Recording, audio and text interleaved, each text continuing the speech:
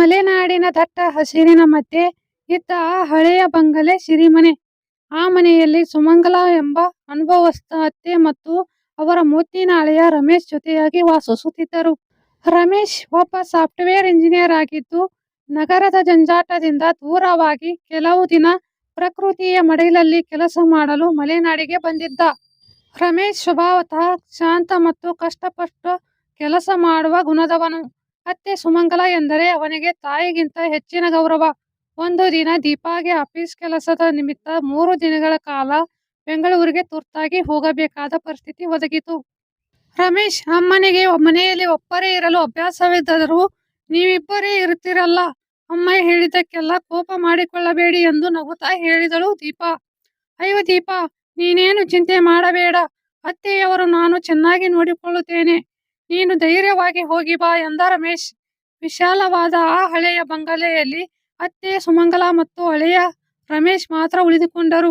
ಆದರೆ ದೀಪಾ ಹೋದ ಮೊದಲನೇ ದಿನದ ಸಾಯಂಕಾಲವೇ ಮನೆಯಲ್ಲಿ ಒಂದು ವಿಚಿತ್ರ ಮತ್ತು ನಿಗೂಢ ಯೋಜನೆ ನಡೆಯಿತು.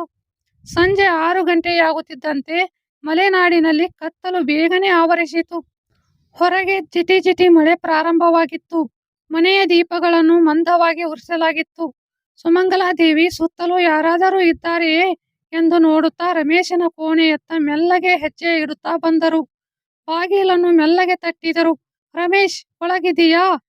ರಮೇಶ್ ತಕ್ಷಣವೇ ಬಾಗಿಲು ತೆರೆದು, ಬನ್ನಿ ಅತ್ತಿಯವರೇ, ಯಾರಾದರೂ ಹೊರಗಿನವರು ನೋಡುತ್ತಿದ್ದಾರಾ ಎಂದು ಅನುಮಾನದಿಂದ ಹೊರಗೆ ಕಣ್ಣಾಡಿಸಿದ. ಇಲ್ಲ ಕಣೋ, ಯಾರೂ ಇಲ್ಲ, ಕಾವಲುಗಾರ ಶಂಕರ್ ಕೂಡ ತೋಟದ ಕಡೆ ಹೋಗಿದ್ದಾನೆ. ದೀಪಾ ಬರೋದಕ್ಕೆ ಇನ್ನೂ 2 ದಿನ ಬಾಕಿ ಇದೆ. ನಾವು ಅಂದುಕೊಂಡಿದ್ದದನ್ನು ಈ ಸಮಯದಲ್ಲಿಯೇ ಮುಗಿಸಿಬಿಡಬೇಕು. ತಡ ಮಾಡಿದರೆ ಆಮೇಲೆ ಅವಳಿಗೆ ಗೊತ್ತಾಗಿ ಬಿಡುತ್ತದೆ, ಆಮೇಲೆ ಸರ್ಪ್ರೈಸ್ ಹಾಳಾಗುತ್ತದೆ ಎಂದಳು ಸುಮಂಗಲ. ರಮೇಶ್ ತನ್ನ ಕೈಗಳನ್ನು ಹಿಸುಕಿಕೊಳ್ಳುತ್ತಾ, ಹೌದು ಅತ್ತೆಯವರೇ, ಇದನ್ನು ಬಹಳ ದಿನಗಳಿಂದ ಮನಸ್ಸಿನಲ್ಲೇ ಇಟ್ಟುಕೊಂಡಿದ್ದೆ. ನಿಮ್ಮ ಜೊತೆ ಸೇರಿ ಇದನ್ನು ಮಾಡೋಕೆ ನನಗೂ ತುಂಬಾ ಆಸೆ ಇತ್ತು. ಆದರೆ ಮಧ್ಯದಲ್ಲಿ ನನಗೇನಾದರೂ ತೊಂದರೆಯಾದರೆ, ದೀಪಾಗೆ ವಿಷಯ ಗೊತ್ತಾದರೆ ನಮಗೆ ಬೈಯಲ್ವಾ ಎಂದ. ಸುಮಂಗಲ ಅವನ ಹೆಗಲ ಮೇಲೆ ಕೈ ಇಟ್ಟು, ಅವಳಿಗೆ ಈಗಲೇ ಗೊತ್ತಾಗಬಾರದು.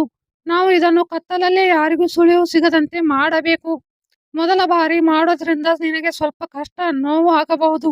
ಆದರೆ ನಾನು ಜೊತೆಗಿರ್ತೀನಿ. ಬಿಸಿಯಾದ ವಾತಾವರಣ, ಸರಿಯಾದ ಎಣ್ಣೆ ಬಳಕೆ ಇದ್ದರೆ ಎಲ್ಲವೂ ಸರಾಗವಾಗಿ ನಡೆಯುತ್ತದೆ ಎಂದಳು.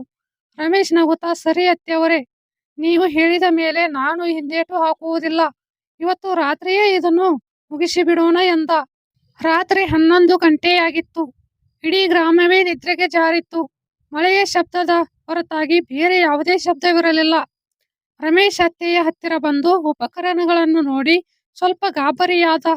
ಅತ್ತೆಯವರೇ, ಇದೆಲ್ಲ ಬೇಕಾ? ರಕ್ತ ಅಥವಾ ಶಬ್ದ ಏನಾದರೂ ಬಂದರೆ ಅಕ್ಕಪಕ್ಕದವರು ಜಾಗೃತರಾಗಲ್ವಾ? ಅದಕ್ಕೆ ಅಲ್ವಾ ಹೇಳಿದ್ದು, ಮೆಲ್ಲನೆ ಮಾಡಬೇಕು.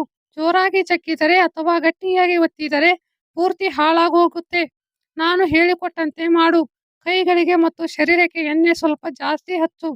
ಆಗ ಸುಲಭವಾಗಿ ಜಾರುತ್ತೆ ಮತ್ತು ಕಷ್ಟವಾಗುವುದಿಲ್ಲ ಎಂದಳು ಸುಮಂಗಲ. ರಮೇಶ್ ತನ್ನ ಹಣೆಯಲ್ಲಿದ್ದ ಬೆವರನ್ನು ಒರೆಸಿಕೊಳ್ಳುತ್ತಾ, ಸರಿ, ನೀವು ಹೇಳಿದ ಹಾಗೆ ಕೇಳುತ್ತೇನೆ. ಆದರೆ ಗಂಟೆ ಮಾಡಬೇಕಾದರೆ ನನಗೇನಾದರೂ ಆಯಾಸವಾದರೆ ನೀವೇ ಮುಂದುವರಿಸಬೇಕು ಎಂದ. ಅಯ್ಯೋ, ನೀನು ಯುವಕ ಕಣೋ, ಅಷ್ಟಕ್ಕೆ ಸುಸ್ತಾದರೆ ಹೇಗೆ? ನಾನು ವಯಸ್ಸಾಗಿದ್ದರೂ ನಿನ್ನ ಜೊತೆ ಸಂಪೂರ್ಣವಾಗಿ ಸಹಕರಿಸೋಕೆ ಸಿದ್ಧನಾಗಿದ್ದೀನಿ. ನಡಿ, ಆ ಅಂಧರದ ಕೊನೆಗೆ ಹೋಗೋಣ ಎಂದು ಸುಮಂಗಲ ಅವನ ಕೈ ಹಿಡಿದು ಕರೆದೊಯ್ದಳು. ಅವರಿಬ್ಬರು ಮನೆಯ ತೀರಾ ಕೊನೆಯಲ್ಲಿದ್ದ ಯಾರೂ ಸುಲಭವಾಗಿ ಸುಳಿಯದ ಹಳೆಯ ಉಗ್ರಾಣದ ಕೋಣೆಗೆ ಹೊಕ್ಕಿದರು.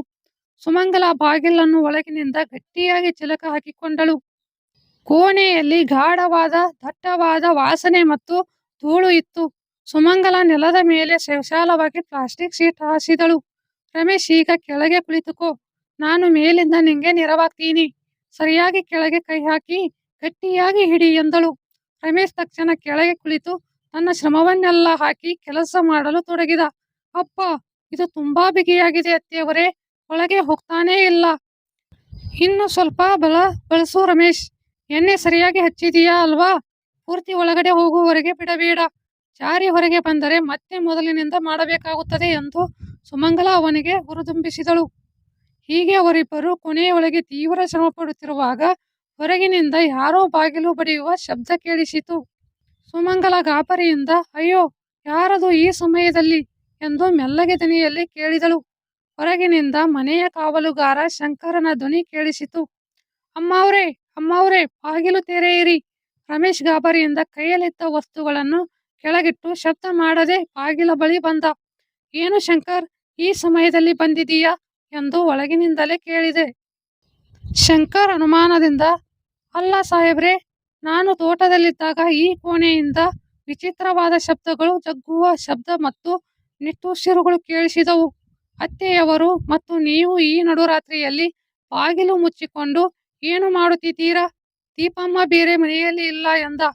ರಮೇಶ್ ತನ್ನ ಧ್ವನಿಯನ್ನು ಸರಿಪಡಿಸಿಕೊಂಡು, ಏನೂ ಇಲ್ಲಪ್ಪ, ನಾವು ಒಳಗಡೆ ಒಂದು ಮುಖ್ಯವಾದ ಕಾರ್ಯಾಚರಣೆ ಮಾಡ್ತಿದ್ದೀವಿ. ತುಂಬಾ ರಹಸ್ಯವಾದ ಕೆಲಸ. ನೀನು ಹೋಗಿ ಮಲಗು, ಬೆಳಿಗ್ಗೆ ಬಾ ಎಂದ. ಶಂಕರ್ ತಲೆ ಕೆರೆದುಕೊಳ್ಳುತ್ತಾ, ಈ ನಡುರಾತ್ರಿಯಲ್ಲ, ಅತ್ತೆ ಅಳಿಯ ಇಬ್ಬರೇ ಸೇರಿ ಬಾಗಿಲು ಮುಚ್ಚಿಕೊಂಡು ಏನು ಮಾಡ್ತಾರೋ ದೇವರಿಗೆ ಗೊತ್ತು ಎಂದು ಗೊಣಗುಣುತ್ತಾ ಹೊರಟು ಹೋದ. ಮರುದಿನ ಬೆಳಿಗ್ಗೆ ದೀಪಾ ತನ್ನ ಬೆಂಗಳೂರಿನ ಕೆಲಸವನ್ನು ಬೇಗನೆ ಮುಗಿಸಿಕೊಂಡು ಯಾರಿಗೆ ತಿಳಿಸದೆ ದಿಢೀರನೆ ಮನೆಗೆ ಬಂದಿಳಿದಳು. ಮನೆಗೆ ಕಾಲಿಡುತ್ತಿದ್ದಂತೆ ಇಡೀ ಮನೆಯಲ್ಲಿ ವಿಚಿತ್ರವಾದ ಕಂಗೆಡ ಶುಭ ಹಾಗೂ ಸಿಹಿಯಾದ ಸುವಾಸನೆ ಆವರಿಸಿತ್ತು. ದೀಪಾಗೆ ಅನುಮಾನವಾಯಿತು. ಅಮ್ಮ, ರಮೇಶ್ ಎಲ್ಲಿದ್ದಾರೆ ಎಂದು ಕೂಗುತ್ತಾ ಬಂದಳು. ಯಾರೂ ಉತ್ತರ ನೀಡಲಿಲ್ಲ. ಶಬ್ದ ಬರುವ ದಿಕ್ಕನ್ನು ಹಿಡಿದು ಅವಳು ನೇರವಾಗಿ ಒಳಗಿನ ಹಳೆಯ ಉಗ್ರಾಣದ ಕೋಣೆಯತ್ತ ಹೋದಳು. ಬಾಗಿಲು ಅರ್ಧ ತೆಗೆದಿತ್ತು. ಒಳಗೆ ನೋಡಿದ ದೀಪಾಗೆ ಆಶ್ಚರ್ಯವೇ ಆಶ್ಚರ್ಯ. ಅಲ್ಲಿ ರಮೇಶ್ ಮತ್ತು ಸುಮಂಗಲ ಇಬ್ಬರು ಎಣ್ಣೆಯಿಂದ ಮುಳುಗಿದ ಕೈಗಳೊಂದಿಗೆ ದಣಿದು ನಗುತ್ತಾ ಕುಳಿತಿದ್ದರು.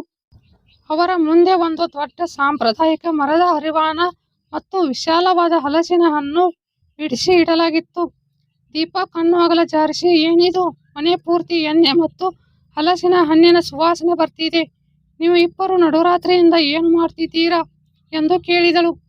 ಸುಮಂಗಲ ಗಟ್ಟಿಯಾಗಿ ನಗುತ್ತಾ ಹೇಳಿದಳು, ಮಗಳೇ, ನಿನಗೆ ನಮ್ಮ ತೋಟದ ಅಮೃತ ಕಲಶ ತಳಿಯ ಹಲಸಿನ ಹಣ್ಣಿನ ಹಲ್ವಾ ಮತ್ತು ಸಾಂಪ್ರದಾಯಿಕ ಗಟ್ಟಿ ಕಡುಬು ಎಂದರೆ ತುಂಬಾ ಇಷ್ಟ ಅಲ್ವಾ? ನಿನಗೆ ಸರ್ಪ್ರೈಸ್ ಕೊಡೋಣ ಅಂತ ನಿನ್ನಜ್ಜಿ ನೆಟ್ಟಿದ್ದ ಆ ದೊಡ್ಡ ಗಟ್ಟಿಯಾದ ಹಲಸಿನ ಹಣ್ಣನ್ನು ಕೊಯ್ದು ತಂದಿದ್ದೆ. ಆದರೆ ಆ ಹಣ್ಣು ಎಷ್ಟು ಜಿಗುಟಾಗಿತ್ತು ಮತ್ತು ಬಿಗಿಯಾಗಿತ್ತು ಎಂದರೆ ಅದನ್ನು ಬಿಡಿಸೋಕೆ ನನಗೆ ಶಕ್ತಿ ಇರಲಿಲ್ಲ. ರಮೇಶ್ ನಗುತ್ತಾ, ಹೌದು ದೀಪಾ, ನಿನ್ನ ಅಮ್ಮ ಇದನ್ನು ನಿನಗೆ ಸರ್ಪ್ರೈಸ್ ಕೊಡಬೇಕು. ದೀಪಾ ಬರೋದ್ರೊಳಗೆ ಹಲ್ವಾ ರೆಡಿ ಮಾಡಬೇಕು ಅಂದರು. ಆ ಹಣ್ಣಿನ ಪೆಟ್ಟನ್ನು ಬಿಡಿಸಲು ಕೈಗೆ ತೆಂಗಿನ ಎಣ್ಣೆ ಹಚ್ಚಿಕೊಂಡು ಹಣ್ಣಿನ ಪ್ರತಿಯೊಂದು ಶುಂಠಿಯನ್ನು ಬಿಡಿಸಲು ರಾತ್ರಿ ಪೂರ್ತಿ ಕಷ್ಟಪಟ್ಟೆವು. ದೀಪಾಗೆ ವಿಷಯ ತಿಳಿದು ತನ್ನ ಅನುಮಾನಕ್ಕೆ ತಾನೇ ನಾಚಿಕೆಯಾಯಿತು. ಅತ್ತೆ ಮತ್ತು ಗಂಡ ತನ್ನ ಮೇಲಿಟ್ಟಿದ್ದ ಪ್ರೀತಿ ಹಾಗೂ ಅವರಿಬ್ಬರ ಶ್ರಮವನ್ನು ಕಂಡು ಅವಳ ಕಣ್ಣುಗಳು ಆನಂದ ಬಾಷ್ಪದಿಂದ ತುಂಬಿದವು. ಈ ವಿಡಿಯೋ ಇಷ್ಟವಾದರೆ ಲೈಕ್ ಮಾಡಿ, ಶೇರ್ ಮಾಡಿ, ಕಮೆಂಟ್ ಮಾಡಿ. ನನ್ನ ಚಾನಲ್ಗೆ ಸಬ್ಸ್ಕ್ರೈಬ್ ಮಾಡಿಕೊಂಡು ಬೆಲ್ ಐಕಾನ್ ಕ್ಲಿಕ್ ಮಾಡಿ. ಧನ್ಯವಾದಗಳು.